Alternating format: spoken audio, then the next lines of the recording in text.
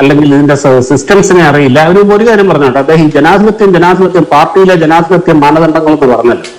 തെരഞ്ഞെടുക്കപ്പെട്ട ഒരു പ്രസിഡന്റിനെ കസേരയോടെ തൂക്കിയെടുത്ത് വെളിയിൽ കളഞ്ഞിട്ട് ആ മദാമ്മയെ പ്രതിഷ്ഠിച്ച ഒരു പാർട്ടിയാണിത്. 98 സീതാറാം കേസരിയെ എങ്ങനെയാണ് അല്ലെന്താ മോശമാണോ, അശ്ലീലമാണോ? ഒന്നുമല്ലല്ലോ.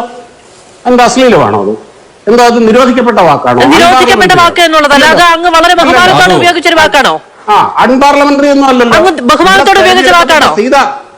സീതാറാം കേസരി എന്ന തെരഞ്ഞെടുക്കപ്പെട്ട പ്രസിഡന്റിനെ പ്രസാധകൻ പ്രസിദ്ധീകരിക്കുന്ന പുസ്തകങ്ങളുടെ നിലവാരം പോലെ ഇരിക്കുന്ന അദ്ദേഹത്തിന്റെ പുറത്തു വരുന്ന വാക്കുകൾ. ഇതില് സോണിയാഗാന്ധി ഈ ചർച്ചയിൽ മദാമ എന്ന് അഭിസംബോധന ചെയ്യുന്നുണ്ട് BJP സഹയാത്രികൻ ഷാബു പ്രസാദിനെ കണ്ടം വഴി ഓടിച്ചെന്ന് പറഞ്ഞാല് നല്ല വൃത്തിയായിട്ട് കണ്ടം കാണിച്ചു കൊടുത്തിട്ടുണ്ട് സന്ദീപ് വാര്യർ. സന്ദീപ് വാര്യർ നല്ല കൊള്ളുന്ന രീതിയിൽ തന്നെ മറുപടി പറഞ്ഞിട്ടുമുണ്ട്. ഇനി ഷാബു പ്രസാദ് അങ്ങനെ ഒരു പറയുമെന്ന് എനിക്ക് തോന്നുന്നില്ല. അവതാരകൻ എടുത്ത് പറയുന്നുണ്ട് നിങ്ങൾ അങ്ങനെ അഭിസംബോധന ചെയ്യാൻ പാടില്ലെന്ന്. അപ്പൊ അവതാരകയോട് ഷാബു പ്രസാദ് തട്ടിക്കയറുന്നുണ്ട്. തട്ടിക്കയറുക വെച്ചാൽ ഇതെന്തോ നിരോധിച്ച വാക്കൊന്നും അല്ലല്ലോ എന്നൊക്കെ പറഞ്ഞ് തട്ടിക്കയറുന്നുണ്ട്. അപ്പോഴാണ് സന്ദീപ് വാര്യർ അതിനായിട്ട് ഇടപെടുന്നത്. സന്ദീപ് വാര്യർ എന്തായാലും ഞാൻ നേരത്തെ പറഞ്ഞതുപോലെ കണ്ടം വഴി ഓടിച്ചിട്ടുണ്ടെന്ന് തന്നെ പറയാം.